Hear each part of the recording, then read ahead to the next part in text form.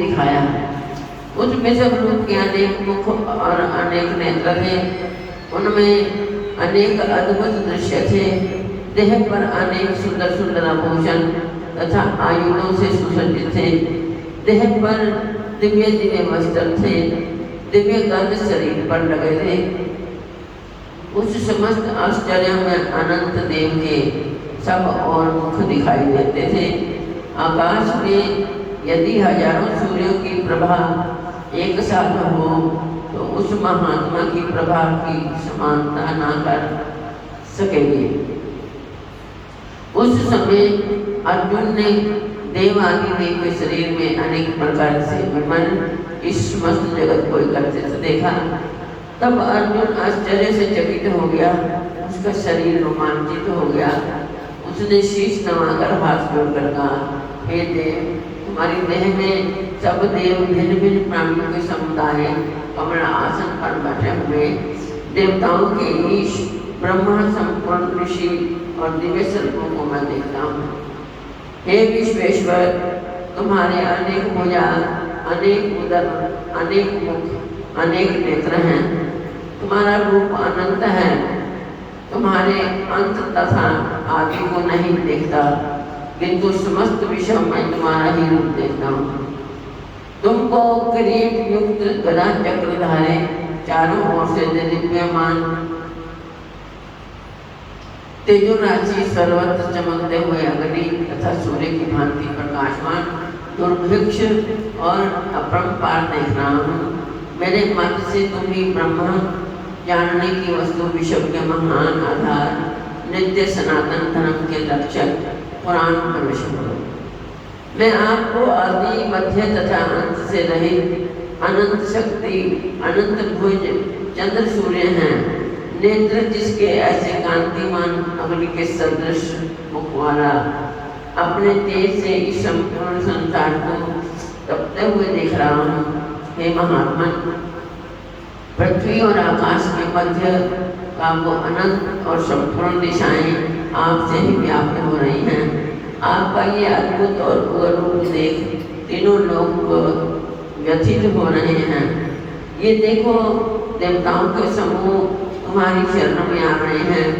उनमें कितने ही भयभीत होकर हाथ जोड़कर आपकी प्रार्थना कर रहे हैं। महर्षियों और सिद्धों का समूह स्वस्ति कहकर नाना प्रकार से आपकी प्रशंसा कर रहा है। रुद्र, आदित्य, वसु, साध्य, विषमदेव, अश्विनी, मानु, मित्र, गंधर्व, यक्ष, असुर, सिद्ध, इनके सर्व विस्मित होकर आपकी ओर टकटकी लगाकर देख रहे हैं। हे महाभाव, अनेक नेत्र, अनेक बाहु, अनेक जान, अनेक पेट, करार दंत युक्त आपका यह विशाल रूप देखकर सब अत्यंत भयभीत हो रहे हैं और मैं भी घबरा रहा हूँ। आकाश तक पहुँचे हुए आपके प्रकाशमान अनेक वर्षों से फैलाए हुए मुख के जलने वाले विशाल नेत्र युक्त तुमको देखकर हे विष्णु, मेरा जी घबरा रहा है। मुझसे धैर्य धरा नहीं जाता और चित्त स्थिर नहीं होता। हे देवेश, हे जगत निवास, इन भयंकर दाढ़ों माने और काल अग्नि के सदृश आपके मुख को देखकर मुझे दिशा नहीं सूझती। मैं शांति नहीं पाता, अतः मुझ पर दया करो।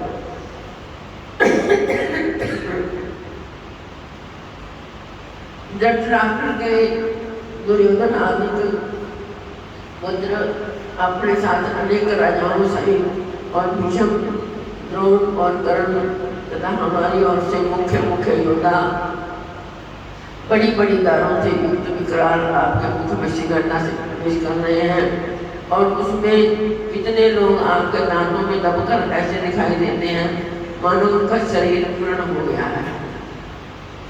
जैसे नदियों की अनेक जलधाराएं जब समुद्र की ओर बहती हैं, वैसे ही ये मनुष्य लोग के वीर आपके प्रज्वलित मुखों में प्रवेश कर रहे हैं।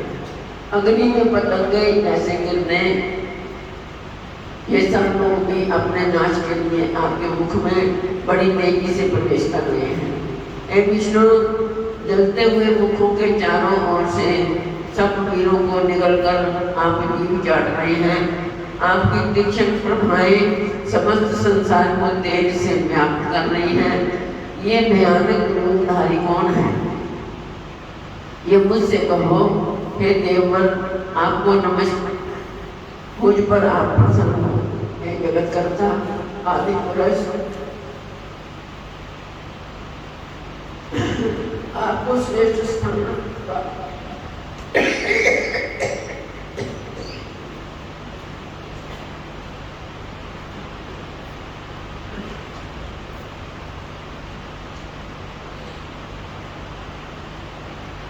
श्रेष्ठ स्थान आप हो।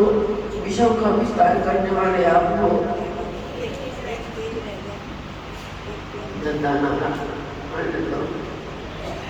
जानने की मैं इच्छा रखता हूँ, क्योंकि आपकी ये प्रवृत्ति मेरी समझ में नहीं आती। श्री भगवान बोले, संसार का नाश करने वाला मैं उगर करो, समस्त जगत का संहार करने के लिए आया हूँ। तुम्हारे युद्ध न करने पर भी वे वीर जीवित न रह सकेंगे। अतएव तुम उठो, शत्रुओं का संहार कर यश को लेकर इस समृद्धशाली राज्य का भोग करो। ये सब सचिन, उनको मैंने पहले ही मान रखा है।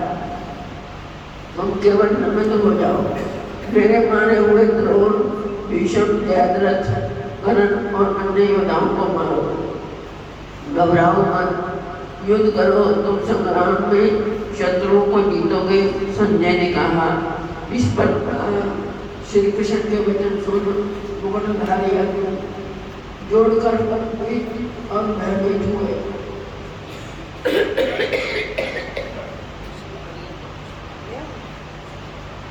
सहस्त्र प्रणाम कर नम्रतापूर्वक बोले, हे ऋषिकेश, आपके गुणगान करने से सब संसार प्रसन्न और प्रेम मगन हो रहा है। राक्षस डरकर दिशाओं की ओर भागते हैं और सिद्ध पुरुष आपको नमस्कार करते हैं।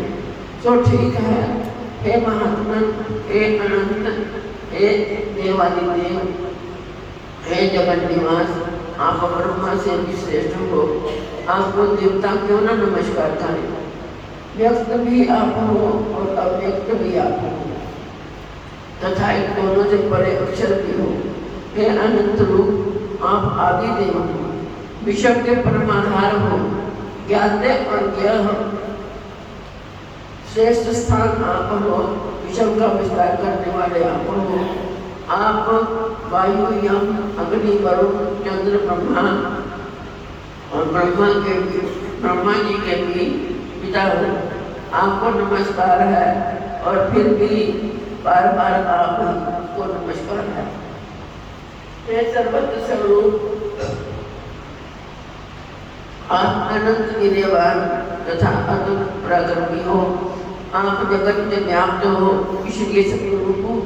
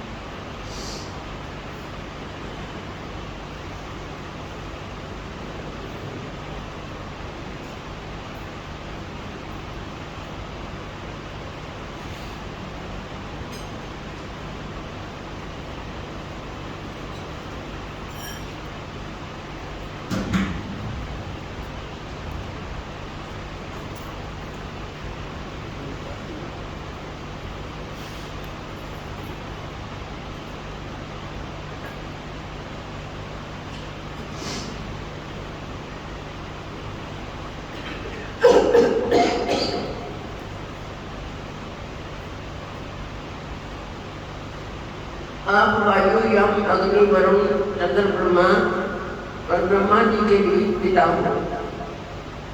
आपको नमस्कार है और फिर भी बार बार आपको आप ही को नमस्कार है। हे सर्व स्वरूप, आप अनंत विद्यमान तथा अतुल प्रकर्मी हो। आप जगत में व्याप्त हो, ईश्वरीय स्वरूप हो।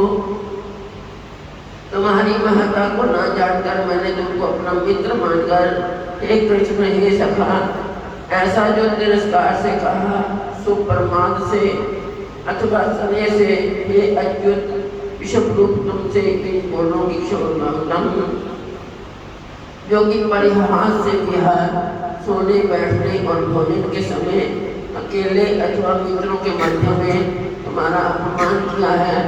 तुम इस स्थावर जंगम रूप लोक के पिता, पूज्य और महान गुरु, त्रिलोकी में भी तुम्हारे समान कोई नहीं है।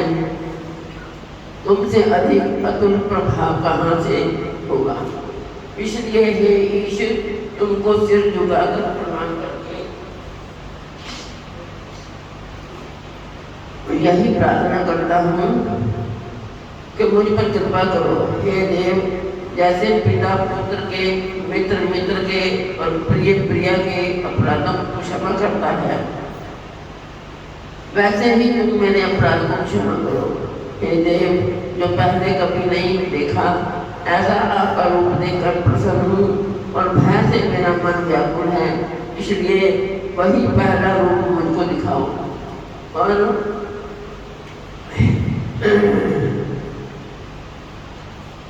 हे देवेश, आप प्रसन्न हो जाओ।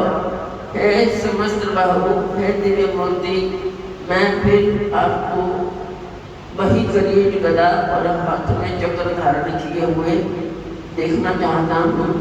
श्री कृष्ण भगवान ने कहा, हे अर्जुन, मैंने प्रसन्न होकर ये तेजों में अनंत आग और विश्व रूप अपने योग के प्रभाव से तुमको दिखाया है, जिसको तुम्हारे अतिरिक्त इससे पहले कभी किसी ने नहीं देखा था। हे पांडवों में श्रेष्ठ, मनुष्य लोक में तुम्हारे सिवाय कोई वेदों के अध्ययन, दान, अग्निहोत्र आदि और घोर तपों को करके भी ये रूप धारण किए हुए मुझको नहीं देख सकता। मेरा ऐसा भयानक रूप देखकर तुम व्याकुल और मूल न हो, भय त्याग प्रसन्नचित होकर फिर तुम मेरा वही रूप देखो। संजय ने कहा, श्री कृष्ण जी ने फिर अपना चतुर्भुज रूप दिखलाया और सौम्य रूप धारण कर लिया। उस महात्मा ने अर्जुन को जो भयभीत था धीरज बताया। अर्जुन ने कहा, हे जनार्दन, आपके इस सौम्य दिव्य मंगल रूप को देखकर अब मैं प्रसन्नचित हो स्वस्थता को प्राप्त हुआ। श्री कृष्ण जी बोले, हे अर्जुन, मेरा ये विषम रूप तुमने देखा है, इसका दर्शन संभव नहीं है। देवता भी इस रूप के दर्शन की आकांक्षा करते हैं। हे अर्जुन, जैसे मेरा रूप तुमने देखा है, ऐसा रूप को वेद अध्ययन, तप, दान, यज्ञ आदि कर्म द्वारा देखना भी असंभव है। हे अर्जुन, हे परतम, मेरा जो विषम रूप है, इसको मनुष्य अनंत भक्ति द्वारा जान सकते हैं और तत्व ज्ञान द्वारा इसमें लीन हो सकते हैं। हे अर्जुन, जो कोई मनुष्य मेरी ही भक्ति के लिए कर्म करते हैं, मुझको ही सर्वोत्तम मानते हैं, मुझ में ही भक्ति रखते हैं, सब संसारिक सुखों से मुख मोड़ चुके हैं, संपूर्ण प्राणी मात्र से बैर त्याग चुके हैं, वे ही मुझको प्राप्त हो सकते हैं। बोलिए सच्चिदानंद भगवान ने। 11वें अध्याय का महात्मा। श्री नारायण जी बोले, हे लक्ष्मी, अब 11वें अध्याय का महात्मा। तुंगभद्र नामक नगर था, जिसके राजा का नाम सुखानंद था। वह भी श्री लक्ष्मी नारायण की सेवा बहुत करता था।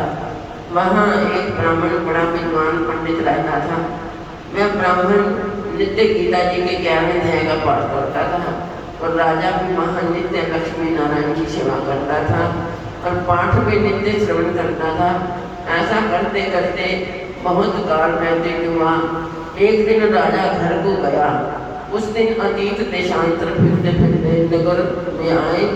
अतीतों ने राजा से कोई जगह मांगी। राजा ने बड़ी हवेली खुलवा दी। यहाँ अतीत उतरे। राजा ने सीधा दिया रसोई कर अतीत बड़े प्रसन्न हुए और अमृत लेके राजा उनके दर्शन को गया। राजा का बेटा भी साथ था, कई भक्त साथ थे। राजा उस हवेली में आया और जो महंत था उसके साथ बातचीत करने लगा और राजा का पुत्र खेलने लगा। वहाँ एक प्रेत रहता था, उस प्रेत ने राजा के पुत्र को मारा। चाकरों ने राजा को खबर करी। राजा इनकी सेवा करता, वहाँ कथा श्रवण करता था, परंतु पुत्र के मुँह में राजा के मन में दुर्बुद्धि आ गई। राजा बोला, हे शरद जी, आपका दर्शन हमारे बहुत भला है। एक पुत्र था, उसको प्रेत ने मार दिया। तब ब्राह्मण ने कहा, हे राजा जी, चलो कहाँ है तेरा पुत्र? राजा ब्राह्मण महंत भी वहाँ आए जहाँ राजकुमार मरा पड़ा था। तब ब्राह्मण ने कहा, अरे प्रेत, तू इस लड़के पर कृपा दृष्टि कर, जो ये लड़का जी उठे, और मैं तुझे गीता जी के 11वें अध्याय का पाठ सुनाता हूँ, तू उसे श्रवण कर, इससे तेरा कल्याण होगा। विपर ने गीता के 11वें अध्याय का पाठ किया और प्रेत पर जल छिड़का। तत्काल प्रेत की योनि से छूटकर देवदेही पाई और राजा का पुत्र उठकर सावधान हुआ। प्रेत शांत सुंदर चतुर्भुज रूप होकर खड़ा हो गया। स्वर्ग से विमान आए और उनमें चला गया। बोली सच्चिदानंद भगवान की जय।